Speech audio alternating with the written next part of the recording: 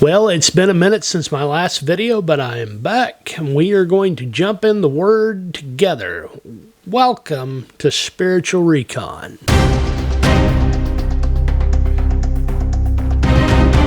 Hello everyone, welcome to Spiritual Recon. My name is Alex. I hope that you get value out of this video. Now, last video I did, and it's been a minute, was about miracles, signs, and wonders, why we don't really see it in the modern day church. And I touched on a little bit of the thread about the Great Commission isn't as prevalent in the modern day church as it once was. And I said we were going to get into a few specific miracles, and that's what we're going to do. And please hang around to the end of the video where I really get into those miracles. We're going to kind of explore a few things here in the first part.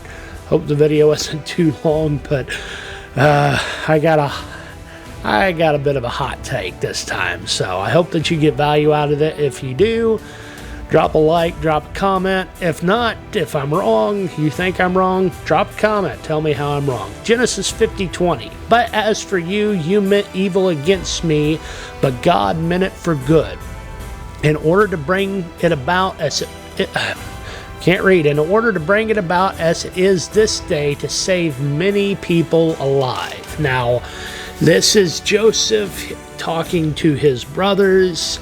He is the second in command of Egypt at this time. The famine is raging, and Joseph is basically telling them that every plan, machination that you had against me, God turned it to good. Now, this is probably one of the most misquoted scriptures in the modern day church, especially in charismatic and Pentecostal circles. We typically say it like this: what the enemy means for evil, God will turn for good. Now, it's probably not intended this way, but this makes it sound like God is playing catch up to the plans that Satan has. He's one step behind the enemy. God has to come in after the enemy has attacked and play catch up and clean up. And he cleans up the mess, and God is absolutely sovereign. God knows all that was and is and will ever be, as Revelations 4:8 puts it. Holy, holy, holy is the Lord God Almighty, who was and is to come. God doesn't get taken by surprise. He knows the future. He knows the past. He knows everything.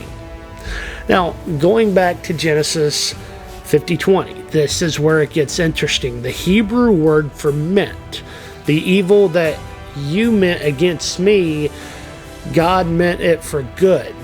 That word there is, on both the account of God and Joseph's brothers, is the Hebrew word châshab, something like that. I probably butchered that, but it means to think, to plan, to esteem, to calculate, to invent, to make a judgment, to imagine, to count, etc.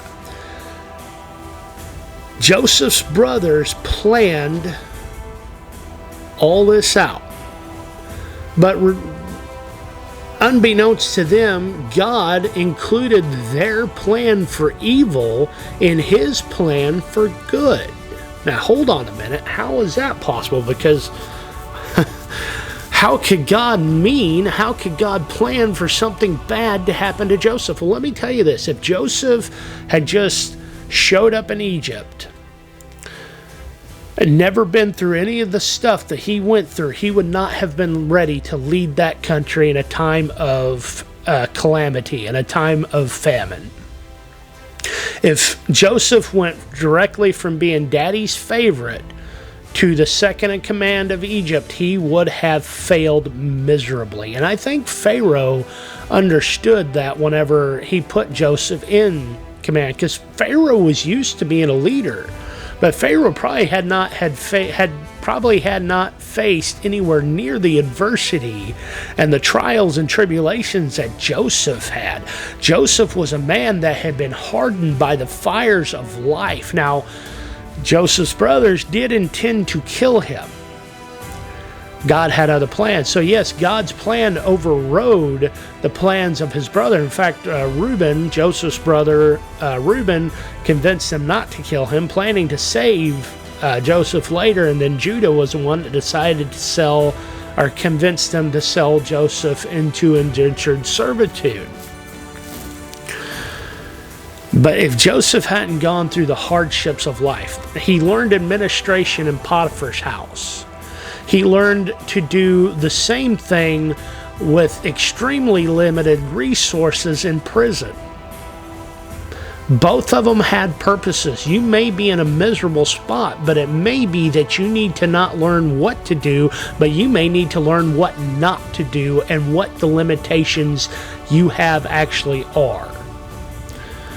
Now, Joseph, because of these problems, not only went on to save Egypt, but many of the surrounding kingdoms as well in the times of famine. Now, what we view as bad from our perspective may not always be bad. Proverbs 27:17, as iron sharpens iron, so a man sharpens the countenance of his friend.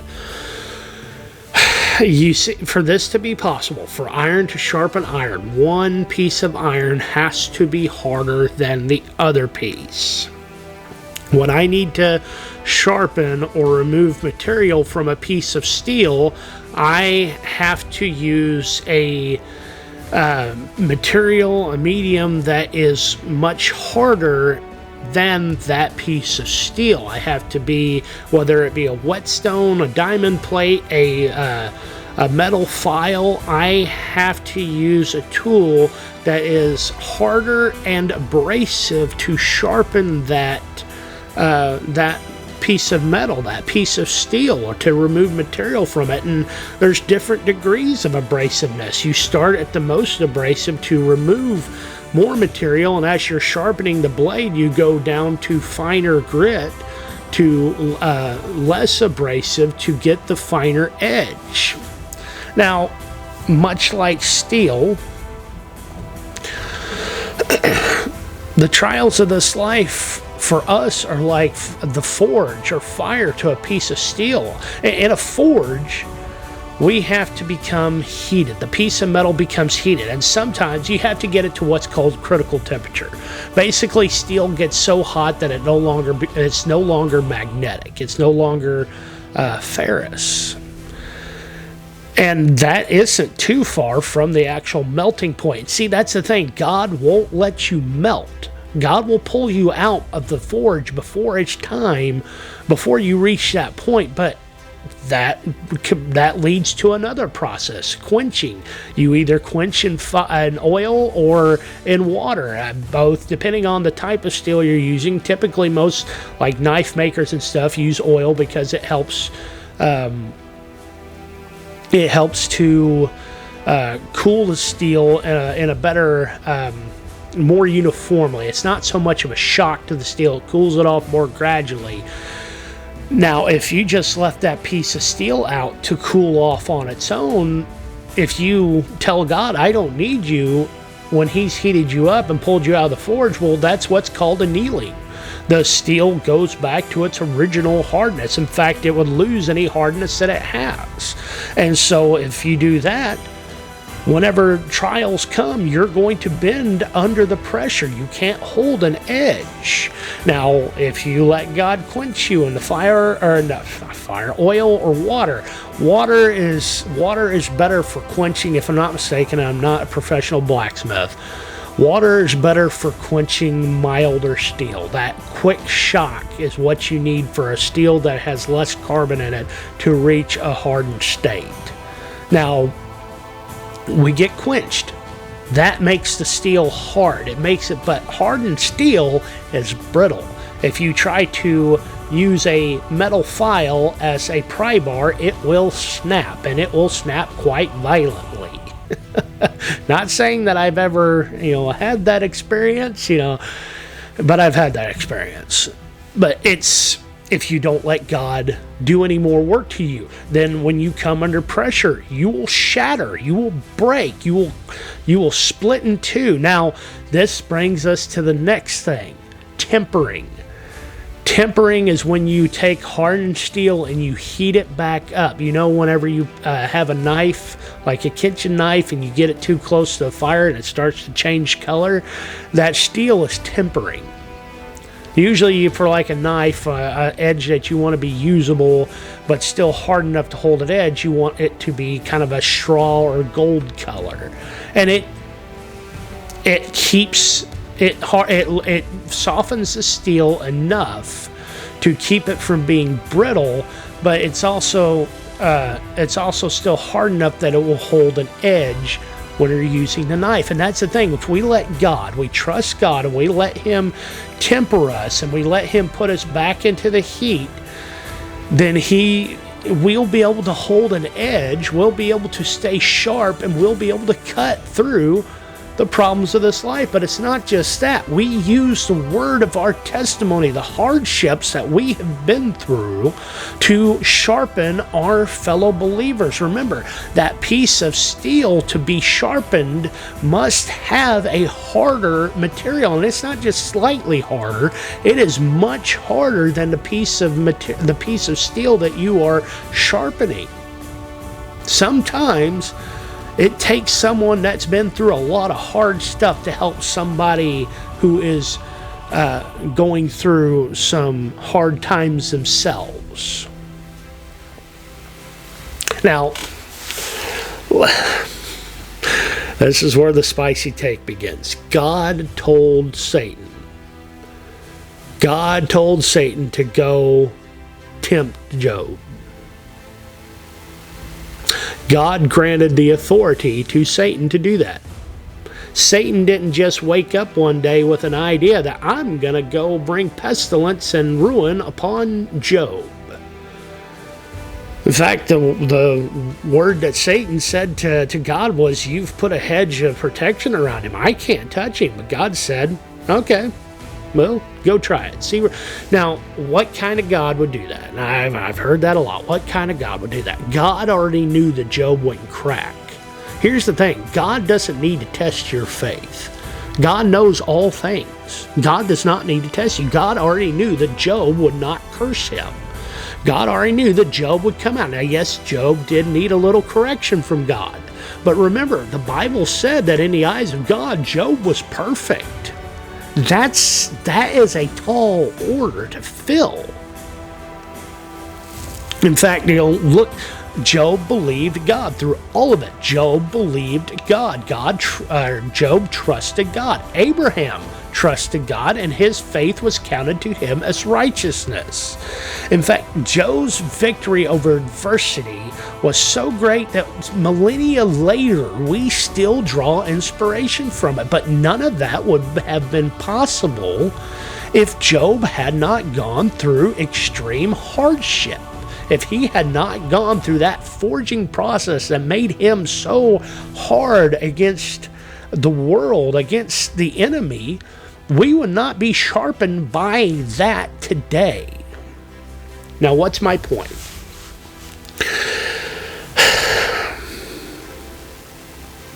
I can almost feel the people clicking off this video. My point is that it may not be in your best interest to receive what you have been praying for just yet. It may not be in your best interest to receive that healing just yet. Now, do I believe that it's God's will to heal all those who are sick and oppressed? Absolutely. Everyone who's been oppressed by the devil, I believe that it's God's will to heal them. Now, but listen to this. John chapter 9, verses 1 through 3. Now, as Jesus passed by, he saw a man who was blind from birth, and his disciples asked him, saying, "Rabbi, who sinned, this man or his parents, that he was born blind?" Now, asking if the guy had sinned, that was kind of a... it's one of those moments like, really? You really need to ask that question. How the guy sinned and he hadn't even been born yet? Come on, man. Jesus answered, "Neither this man nor his parents sinned," but I love how Jesus isn't really He has the perfect opportunity to be a smart aleck. Like me, I would have told him, like, what the heck are you asking that? You know, neither this man nor his parents sinned, but the works, that the works of God should be revealed in him. Listen, sometimes the payoff is worth more than the work that you put in to get to that payoff. The blind man would have never gotten to experience the great miracle that so few ever get to experience if he had not had to go through being blind. He would have never known the glory of God literally touching his eyes had he not been blind. Now we say that nothing bad comes from God. Oh, I hear that a lot. But is that what the Bible says? Isaiah chapter 45, verses 5 through 7. I am the Lord, there is no other. There is no God besides me. I will gird you, though you have not known me, that they may know from the rising of the sun to the setting that there is none beside me. I am the Lord, there is no other. I form the light and create darkness. I make peace and create calamity. I, the Lord, do all these things. Now, if you read that in the original if you read that in the King James, instead of I create calamity, it says I create evil. And if you look that word up, it doesn't just mean moral evil. It literally means calamity. It means hardship. It means problems and pestilence. Now, wait a minute. Nothing bad comes from God. Are you sure that's actually what the Bible says? And, I would ask, nothing bad comes from God. What's bad? What is bad? We may not be looking at it from the right perspective. You see, my son does not like to eat a lot of vegetables. Now, for some reason, he loves Brussels sprouts and broccoli, but he hates cauliflower and pretty much any other green vegetable. But when it's time for him to eat it, he views that as bad. I don't like this. This is terrible. This is bad. This doesn't taste good. But me, being his father, I have knowledge that he is not yet privy to that cauliflower is good for him and provides necessary nutrients that his body needs to grow and develop properly. If it were up to him, he would be eating chicken nuggets, tacos, pizza, candy, and so on and so forth all the time, and that would be all he needs. But I have a more advanced knowledge. I have a higher perspective than what my son does. Oh, that's not going to be popular. Oh, that is not popular. Not in the charismatic, especially not in the charismatic and Pentecostal movements. James 4:13, let no man say when he is tempted, I am tempted by God. For God cannot be tempted by evil, nor does he himself tempt anyone. God doesn't need to test your faith. Again. But sometimes I need to be reminded of the purpose of faith. Especially when in the modern day church, I already have all my needs taken care of. I have health insurance. I have a job. I have a steady income. I have this. I have that. I don't need God. At least that's through our actions. That's the way we act. Sometimes I need to go through hard times to get it through my thick head that I am reliant on God to get me through life. I need to be reminded that I need God. Paul even needed this reminder. The great apostle Paul. 1 Corinthians 12:7-9, unless I should be exalted above measure by the abundance of the revelation, a thorn in the flesh was given to me, a messenger of Satan, to buffet me, lest I should be exalted above measure.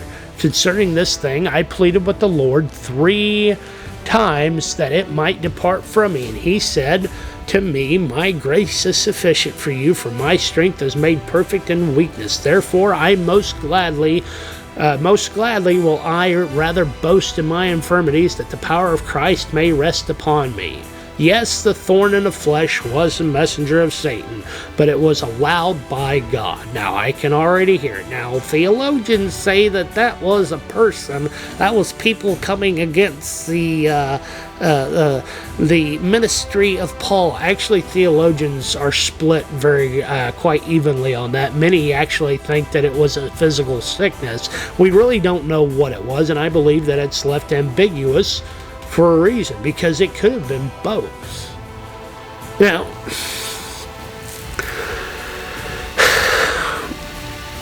Paul was a man. Paul was the one who prayed over pieces of cloth that were taken home to the sick and infirmed, and they were healed by the faith that they had, that Paul, the apostle, had prayed for this piece of cloth. God worked great healings and miracles through Paul. But in fact, Paul himself makes several mentions that gives us the idea that Paul was prone to infirmity, that Paul was of a weak disposition, of a sickly disposition. In fact, when he mentions that he received 40 minus 1 lashes, he'd received 39 lashes from the Jews, from the Pharisees. That was actually, that wasn't because it was Jewish custom to only give 39 lashes because the Romans would give. That's a bunch of hogwash that has absolutely no basis in Scripture.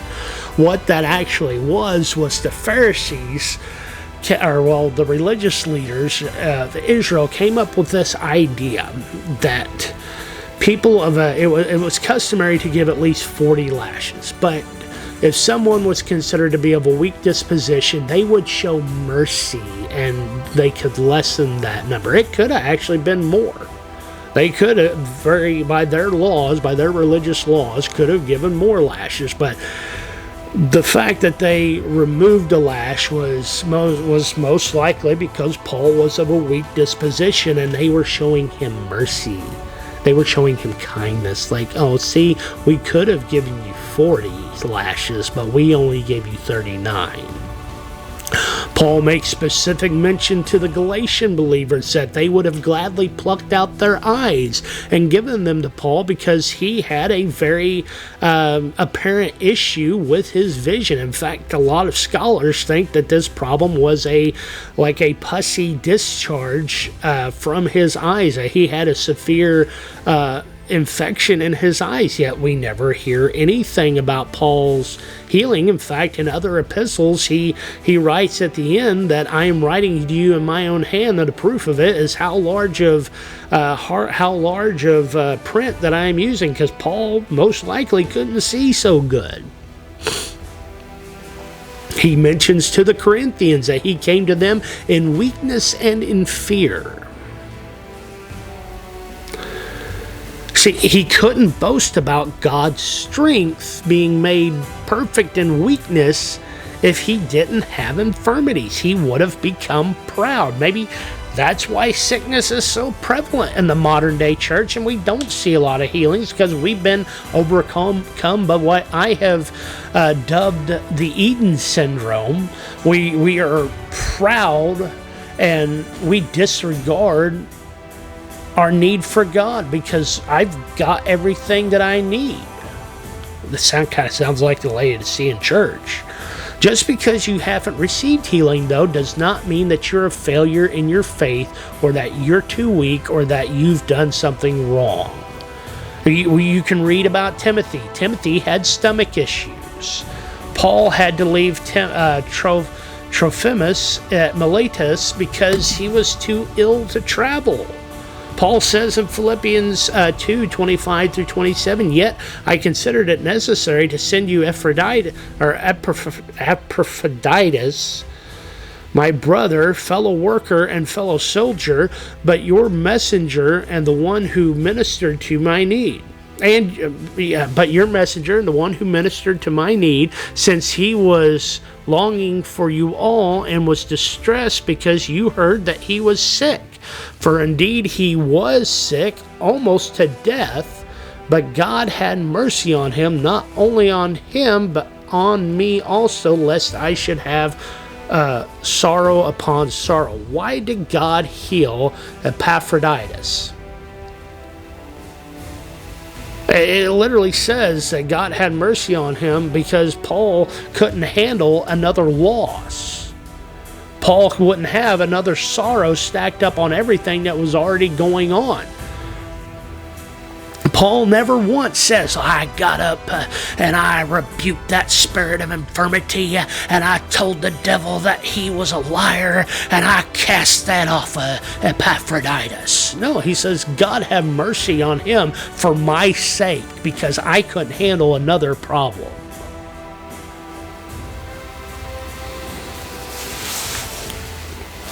Paul he never told Timothy, well, just rebuke that stomach issue, brother, and God will heal you. God will bring you out of that. No, he gave Timothy medical advice on how to help it, to take a little wine to yourself daily for your stomach's sake. We never have any record of Paul telling Timothy, well, brother, you just need to rebuke that devil off of you.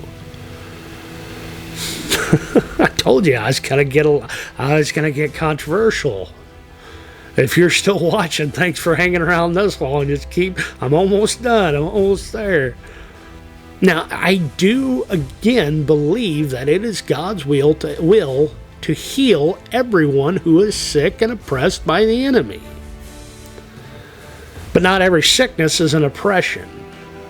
We are healed by his stripes. But it's more important that I learn to trust God and continue serving him in the midst of my struggles than it is for me to be healed. Because even though my body may be destroyed, to be absent from the body is to be present with God. So it's better that I go to my grave trusting that God will heal me and never receiving that healing here on earth than it is for me to think that I don't need God to be healed and forget about the goodness of God because I'm too busy serving myself. It's much like the children of Israel going through the wilderness. They had literally just seen the most powerful army in the world at the time be drowned in the Red Sea, and 3 days later-ish, I believe it was around that amount of time, you brought us out here to kill us. It's just...